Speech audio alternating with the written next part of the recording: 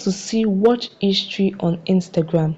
Is it possible for you to see your watch history on Instagram? Alright, if you go to setting, let's go to setting, tap on your profile icon, tap on the three horizontal line and tap on settings and privacy. Now on the settings page, let's search for watch history. Use the search icon to search for watch history, as you can see on the screen.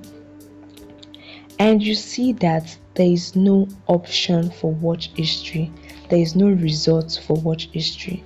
So basically, Instagram does not have a feature that allow users to see their watch history directly within the app. However, there is something you can do. Go back, let's go back. Tap on the three horizontal line and tap on your activity. Now in your activity, tap on likes and you will see a list of all the posts you've liked from the newest to the oldest.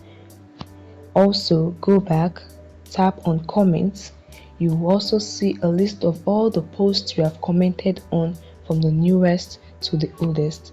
Go back also on this same activity page, scroll down and tap on time spent.